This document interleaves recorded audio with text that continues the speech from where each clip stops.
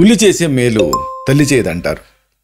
అయితే ఇదేదో మామూలుగానేటువంటి సామెత కాదు. ప్రధానంగా ఇది గుండె జబ్బుల్ని తగ్గించేటటువంటి శక్తి ఉల్లిగడ్డకుంది. ఇది సాక్ష్యాధారాలతో సహా రుజువైంది. ఇది మనం తెలుసుకోవాలి.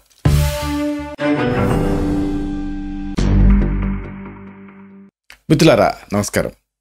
నేను మీ డాక్టర్ చిరుమామిళ్ళ మురళీ మనోహర్.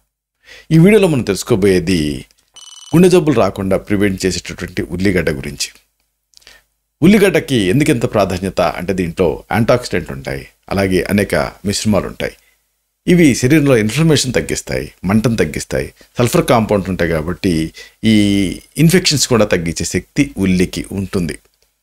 ప్రధానంగా చెడు కొలెస్ట్రాల్, ట్రైగ్లిజరైడ్స్ వీటిని తగ్గించే శక్తి ఉల్లికి ఉందని తేలింది.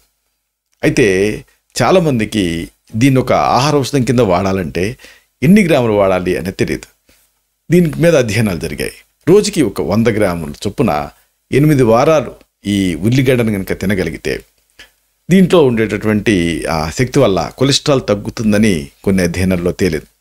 కాబట్టి వీటిని పచ్చిగా తినగలిగితే మంచిది. 100 గ్రాములు రోజుకి ఇలాగా 8 వీక్స్ తినాలి.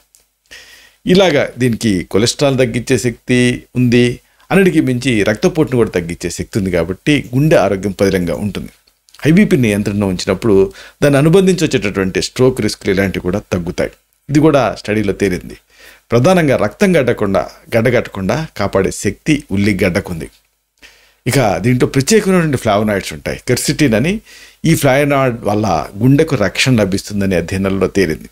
ఇలాగా ఉల్లి చేసే మేలు తల్లి చేయదు అని ఎందుకన్నారంటే ఉల్లిగడ్డకి ప్రధానంగా గుండెని కాపాడేటువంటి శక్తి ఉంది. కాబట్టి దీన్ని ఘాటు అనుకోకుండా దీన్ని రోజువారీగా ఆహారంలో భాగం చేసుకోండి. వీలైతే పచ్చి ఉల్లిగడ్డను తినగలిగితే మంచిది. కొంతమందికి గ్యాస్ట్రైటిస్ లాంటి సమస్యలు వస్తాయి. అలాంటప్పుడు కొద్దిగా దాన్ని సెగ చూపించి కొంచెం వేడి చేసి అప్పుడు తినగలిగితే మంచిది. ఏదేమైనా మరి ఓవర్గా కుక్ చేయకుండా తినాలి. అప్పుడే దీంట్లో ఉండేటువంటి ఆహార లాభాలు మీకు అందుతాయి. ఇలాంటి మరిన్ని ఇన్ఫర్మేటివ్ వీడియోస్ కోసం ఈ ఛానల్ని సబ్స్క్రైబ్ చేసుకోండి. అలాగే ఈ వీడియోలో అప్లోడ్ అవడంతో ఆ విషయం మీకు తెలియడం కోసం బెల్ బటన్ క్లిక్ చేయండి.